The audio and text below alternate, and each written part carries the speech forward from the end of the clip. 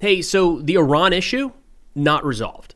I mean, 5 months ago, the United States carried out Operation Midnight Hammer, an incredibly well-planned and executed strike targeting the Iranian nuclear program that effectively ended their 12-day war with Israel. Then it went silent.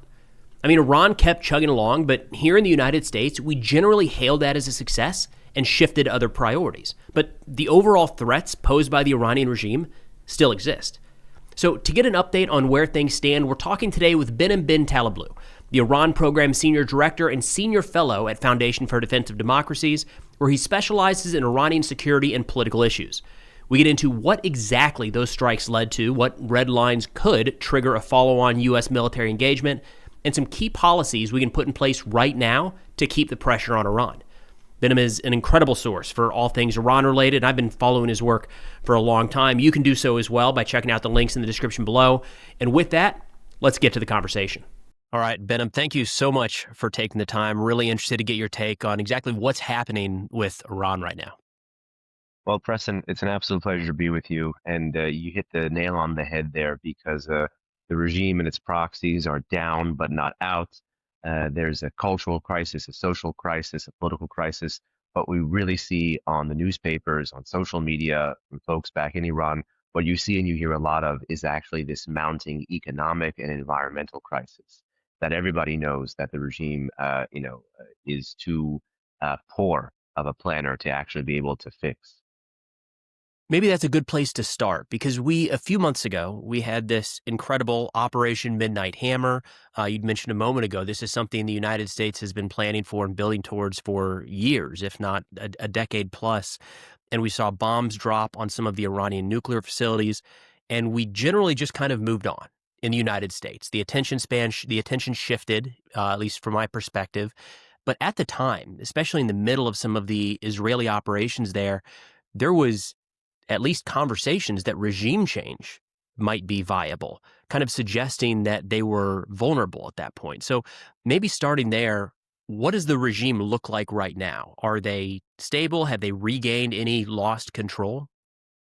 Sure. Well, just backing away to kind of paint a mosaic of this regime, deterrence is in the DNA of the Islamic Republic. And it's not deterrence because it actually has a litany of foreign adversaries. It has a ideological agenda that it is trying to carry out, both at home to turn a secular and a nationalist population into an Islamist population that'll submit to their authoritarianism, and abroad it's trying to export a version of radical 12-verse Shiite Islam throughout the Middle East, and trying to kind of upend the balance of power that we've seen in the Middle East with the status quo pro-American, pro-Western, and increasingly pro-Israel moderate Sunni Arab states in the region. It's trying to upend all of that. So it's trying to keep its population down and overturn the balance of power politically and militarily in the Middle East. And for that, it has pursued weapons to be able to continue its low intensity political and military warfare at home and abroad to shield itself from an attack. And what you saw with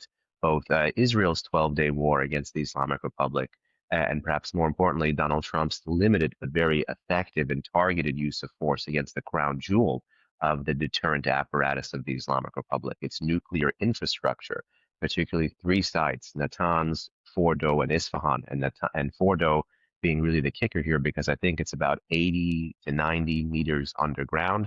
This was a site that was revealed, I think, in 2009, but they started on in the much earlier 2000s to be able to enrich uranium there. That's the process by which you produce the fissile material for a nuclear weapon. The regime had, just enough enriched uranium at various grades for a little over 10 to 11 nuclear weapons when this operation was commenced earlier this summer, depending on how you count. And so, Uncle Sam pulled the trigger here. And I've been living and working in D.C., tracking the Iran issue for just under 2 decades now, and everyone had talked about all options on the table. But in 2025, U.S. President Donald Trump really meant every single option. In February of 2025, he restored his previously effective maximum pressure sanctions against the Islamic Republic. From April to June 2025, he, actually engaged in nuclear diplomacy with the Islamic Republic, with some Arab and European and other mediators. And then ultimately in June 2025, he pulled the trigger against those sites. And then later on, he supported European efforts to diplomatically pressure Iran at the UN from August to October 2025. So literally every option has been on the table. The Islamic Republic has lost those sites. The uranium there has been entombed in those facilities. But this is a regime, again, obsessed with deterrence, obsessed with the pursuit, not as quickly as possible for a nuclear weapon, but perhaps in their mind as safely as possible. So the fear here is, where will they creep out? Where will they sneak out? Where will they resort to some kind of covert or secret tactics? Because every overt or declared facility was once in a covert or a secret facility. And the fear here of taking the win prematurely, of leaving the regime standing and not having a plan to contain, not having a plan to roll back, not having a plan to prevent the regime from using its oil revenue to build back better, is actually the president, as well as everybody else in DC who knows and lived through and does not want a 2003-like situation with Iran that we had with Iraq, may actually expedite that. Now, why is that? Very briefly, because there was another time in not so far off U.S. history where the U.S. was able to militarily defeat on the battlefield an anti-American, anti-Israeli, oil-rich dictator that was pursuing WMD, that fired ballistic missiles at Israel, that did not control his own airspace, that was subject to UN sanctions, and that ultimately was pursuing terrorism. And that was Saddam after 91.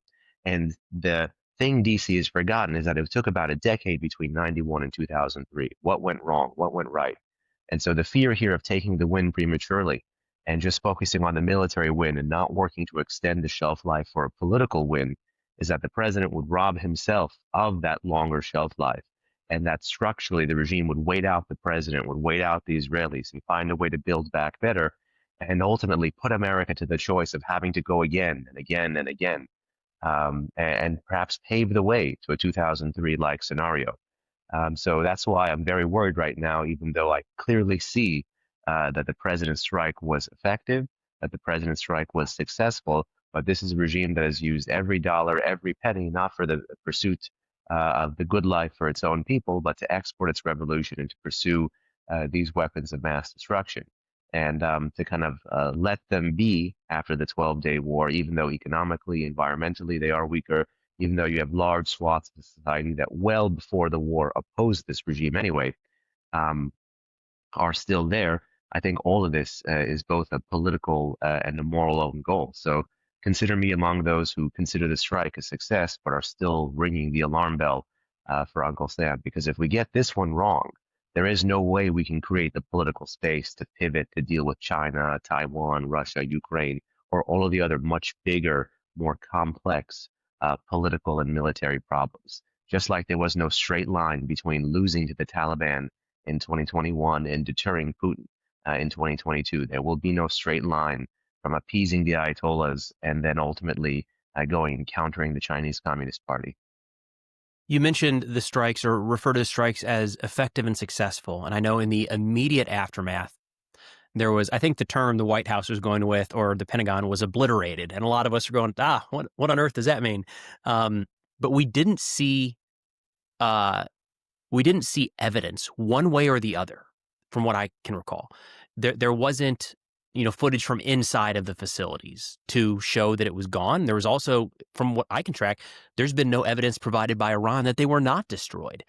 Is there anything new on that front, or anything you look to at this point to be able to confidently say, yes, it was successful?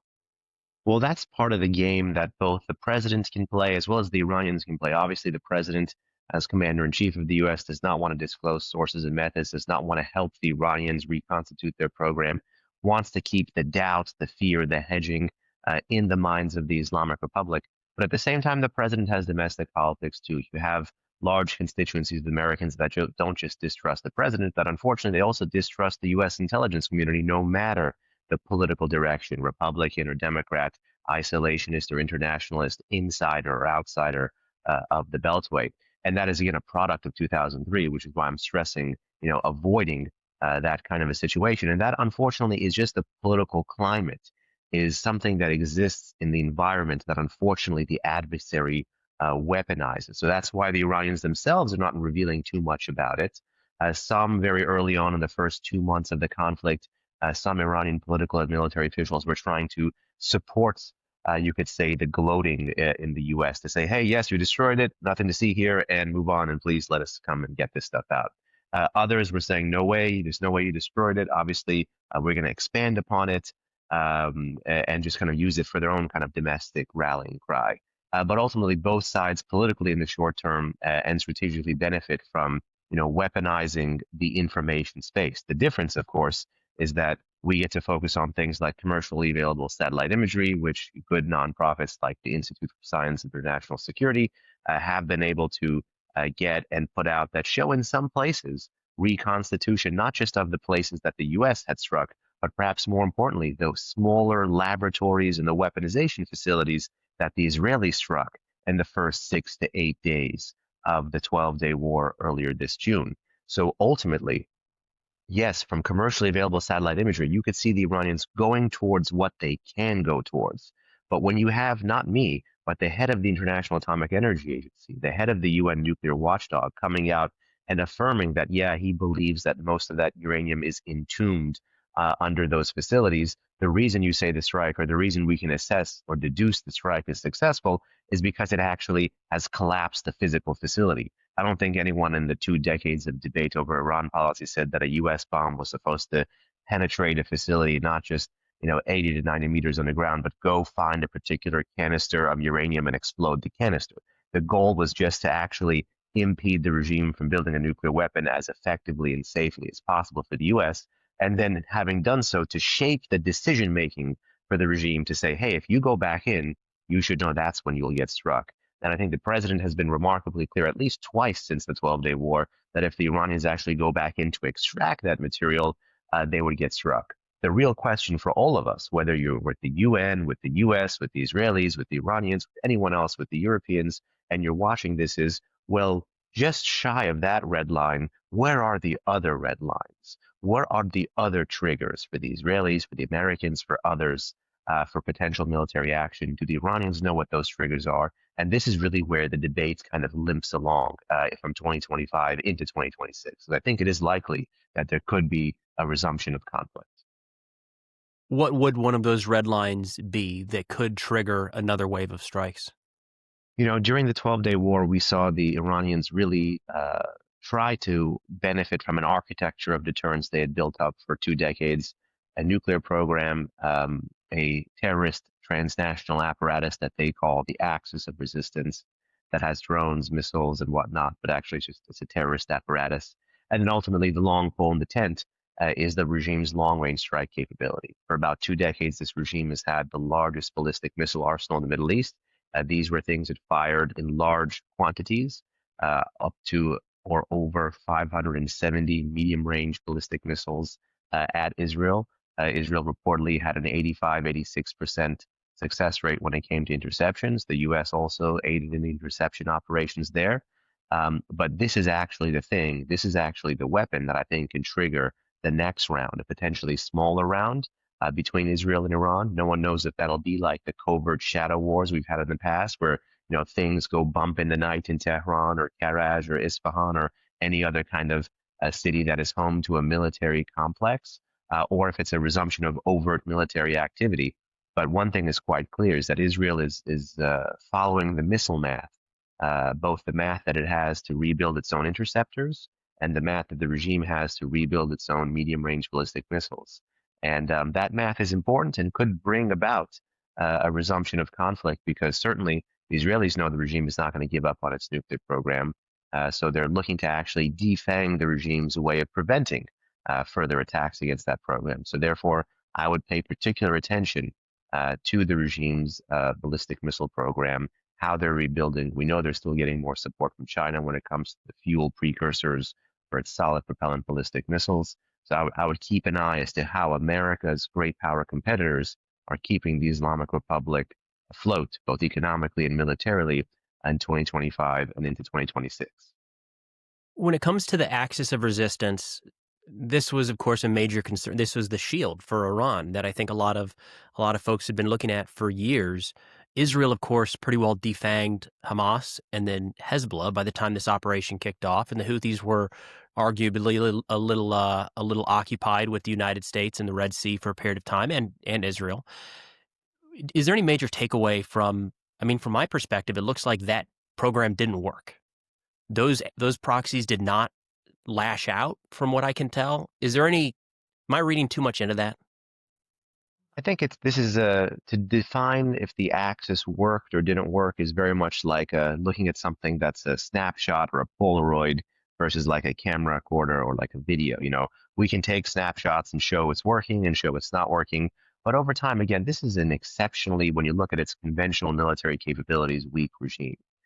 Yet it has posed such a robust national security threat for America and for Israel and for our Arab partners in the region for quite some time.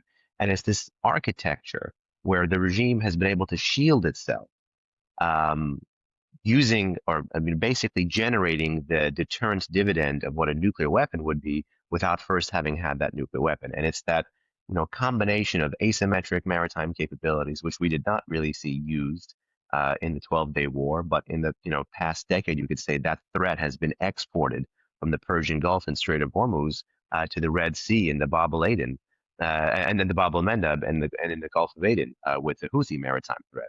So that's one deterrent leg. Another deterrent leg is actually the land capabilities of these groups. The Houthis have medium-range ballistic missiles. The Lebanese Hezbollah has precision-guided munitions. Hamas has rockets. Shia militias in Iraq and Syria have drones and rockets and mortars, and rinse and repeat. So that's the land capabilities of the Axis. Then there's the short-range and medium-range ballistic missiles of the Islamic Republic itself. And then there is this nuclear program in Iran that, based on the direction, is a combination of political hedging and technical latency. It was a quest for a bomb. Then they got caught in the early 2000s and they layered on all these diplomatic and civilian veneers to the program. But again, it's still a quest for a military program. And together, all of this actually kept a fairly conventionally weak regime afloat by weaponizing the information space, by playing to the adversary's image of war being costly and protracted, and then ultimately kept Khamenei, who is the second supreme leader and the current supreme leader of the Islamic Republic, and he is now the longest serving autocrat in the modern Middle East today, kept him afloat from 1989 to 2005 without major attacks on his own territory. These are the national security elite of Iran came about after the longest conventional war of the 20th century, which was the 1980-1988 Iran-Iraq War, which saw chemical weapons used, ballistic missiles used by the Iraqis, and then, child soldiers used by the Iranians. It was really a horrible, protracted 8-year conflict. If you take World War I and the Vietnam War and combine it for the American audience, that really begins to just give you the tip of the spear of the social, political, and military impact of this war. And all the guys who are in charge today in Iran, or who's left after the 12-day war, are veterans of this war. So certainly, I think this transnational terrorist apparatus worked for them until it didn't.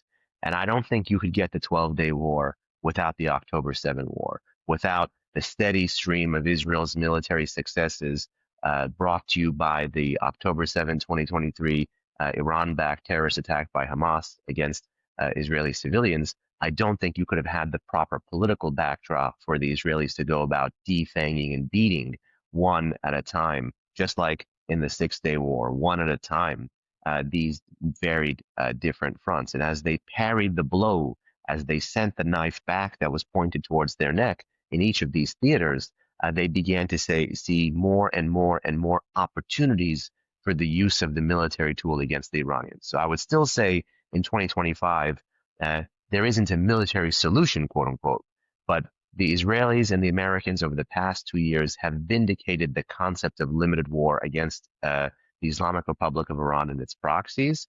And they were able to do so against the backdrop of the October 7 terrorist attack. So without that short-term success by Hamas and the medium-term success by the Israelis, you would not get the turning over of the tables of what constitutes deterrence for the Islamic Republic of Iran.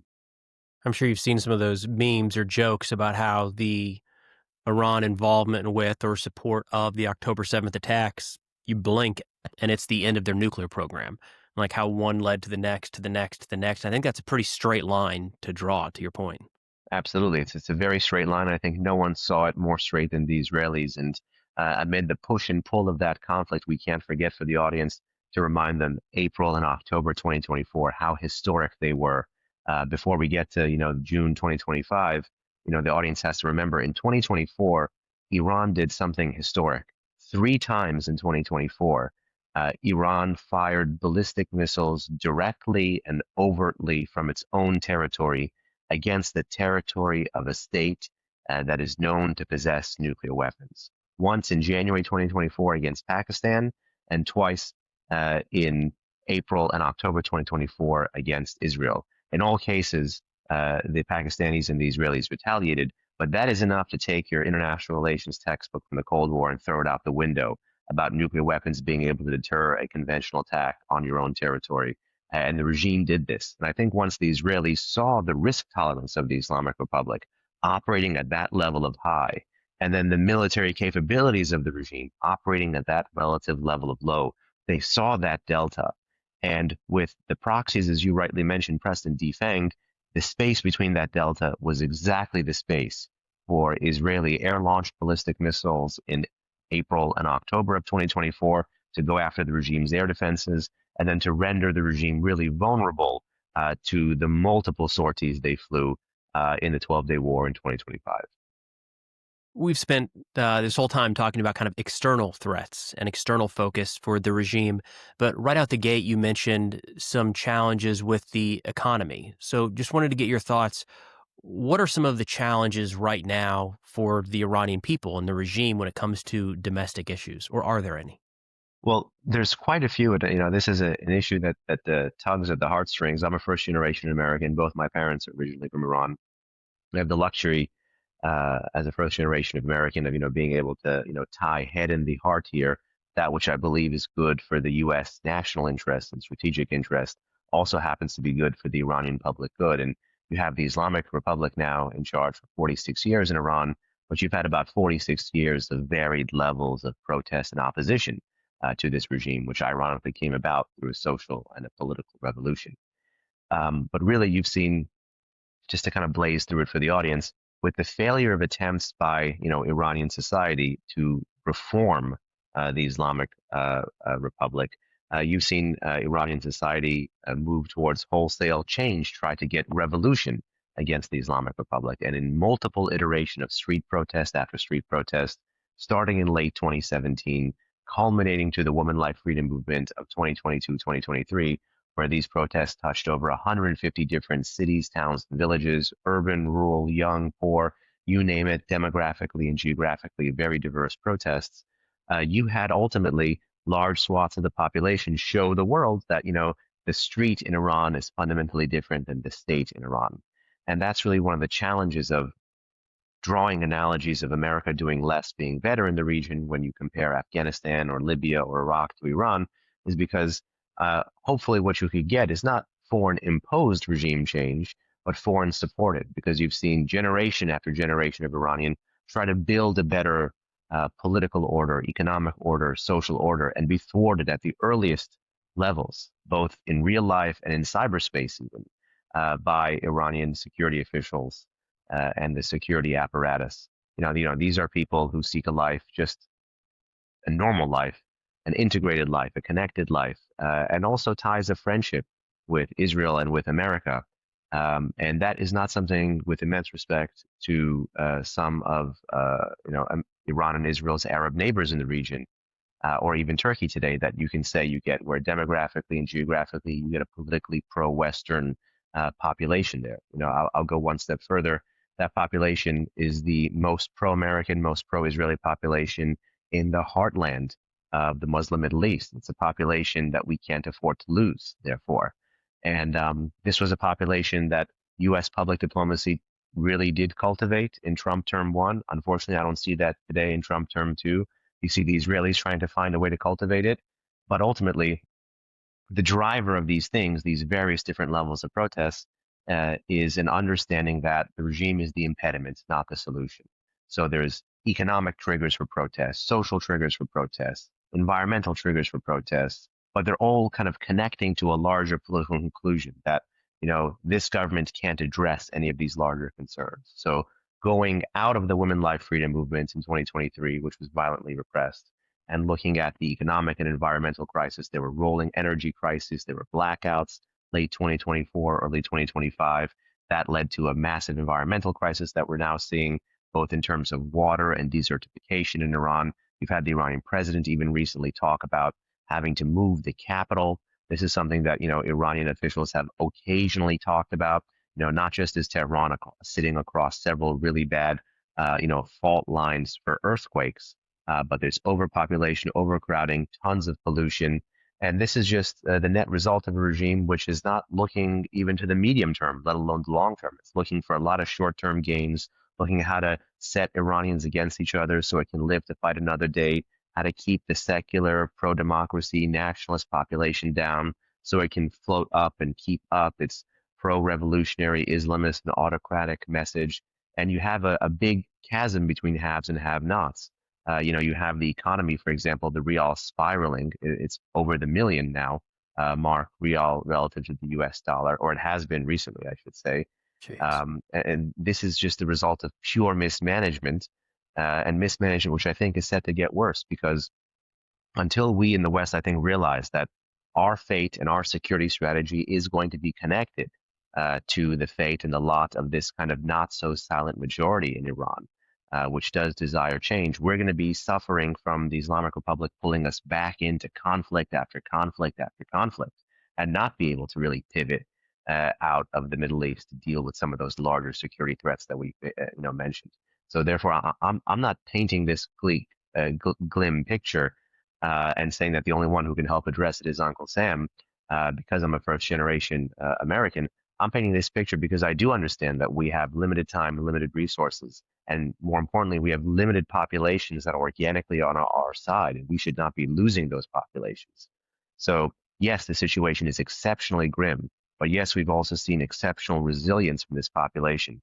And as we plan ahead into 2026, how to keep the Islamic Republic from having a nuclear weapon, we also have to prepare for possible regime collapse. We also have to prepare for increased environmental and economic crises being the trigger of next round of nationwide protests. And unlike 2009 with the Green Movement, we can't be caught here in the West with our pants down and not know how to respond to large swaths of pro-American protests in the heartland of a country that is fundamentally, at least at the regime level, anti-American. We have to actually be able to benefit from that, to ride from that, to not miss this opportunity. There's a great line Henry Kissinger, former U.S. Secretary of State, used to say about foreign policy. He would say, foreign policy is not missionary work. Yes, this is not missionary work. This is not, building a new order or building a new regime. This is about doing what's right by our national interests. And it just so happens to have this great domestic corollary. And my fear is that if we miss more of these types of opportunities as the crisis heats up militarily, economically, environmentally, socially, and politically with Iran and Israel, or Iran and America, or Iran in itself in the next few years, we will have missed a major opportunity for us and for the region and for the world. So in wrapping up here, Behnam, what would you like to see from a U.S. policy perspective to not miss those opportunities, say over the next 6 to 12 months getting into 2026? Well, first, I just, again, doing well by our security strategy, I'd like to see some really clear red lines about thresholds for the Iranian missile program, about threshold for what's left of the nuclear program. The regime has to know it did not survive the 12-day war because, its missiles performed or the IRGC performed. It survived the 12-day war because President Trump permitted them to breathe another day. This is a strong statement, a dire statement, but the regime has to be able to process how weak of a position it is in. So one thing I would say immediately is, President Trump should continue to embrace the bully pulpit, speaking from that bully pulpit, from the White House, from the Oval Office, from 1600 Pennsylvania Avenue, and actually mocking the regime does a heck of a lot, if not as much as those missiles and those rockets that are fired at their nuclear and military installations. It really penetrates that veneer of impenetrability that the regime has put up for so long that it used to justify repression of its own population. So, let the president do what the president does best in this case. And I think that could go a very long way. That's one. Two, I would say, is that there needs to be planning and preparation to make sure Israel has everything it needs to be able to defend itself. If there is a resumed round, not brought to you by missile, but brought to you by, not brought to you by nuclear, but brought to you by missile or brought to you by drones. So making sure they have, again, all of the interceptors needed, all of the interceptors ready, that the architecture of layered air and missile defense, radars, sensors, shooters that we have in the region could be able to help, again, defend Israeli airspace from a U.S. perspective if needed. So that's two things there. The third is actually increased support for Iranians. VPNs should not be a controversial issue for Uncle Sam to be able to provide to the Iranians. But unfortunately, money for VPN funding, virtual private network funding for Iranians to be able to access the internet to share their stories, and that has become a political issue, unfortunately, in Washington. And that funding was cut in 2025. So that's among the very kind of bottom of the barrel things that I think we should restore in 2026. We should kind of live up to some of the good sanctions targets that do exist now. There's a bill that was passed in 2024 called the Mahsa Act in honor of Mahsa Amini, the 22-year-old Iranian Kurdish woman who was killed in September 2022, that touched off the massive nationwide protests, that has human rights sanctions targets that are still unfortunately not met, that were not met by the Biden administration, and that sadly were not met by the Trump administration. This is very bottom of the barrel stuff. There's tons more I could recommend. Stepping up oil sanctions enforcement is something that'll go a very, very long way. The president proved to the world in 2018 to 2020, at the end of his first round, that the U.S. could unilaterally limit Iran's oil exports, and it could really benefit from the U.S. dollar being a weapon of war against this kind of an economy. But you fast forward to 2025, Iran is selling oil at record levels, 2.2, 2.3 million barrels a day. That is not maximum pressure 2.0. That is just like, the oil sanctions architecture that was almost permitted under the 2015 Iran nuclear deal. So here, if the president is trying to, push for a different kind of government or even push for a better deal, he's going to need leverage, and he's going to need oil sanctions leverage. And what kind of leverage does this give us if we have some of our toughest legal and economic penalties atrophying and the regime being able to sell oil at record levels? This is money that funds their nuclear program. This is money that funds their missile program. This is money that funds their repression apparatus at home to keep Iranians out of cyberspace and out of the streets. So fundamentally, this is a very short laundry list of very doable things in 2026 that'll put us in the position to not get caught off guard. Point number one is do no harm. The way you can do no harm is to plan. And the multiple successes the president has had in 2025 deserve to have a much longer shelf life than just his presidency. And by doing those things, you actually afford that shelf life. Gives us a few things there to keep an eye on. But Behnam, thank you so much for taking the time to walk through all this, sir. It's a pleasure. Great to be with you.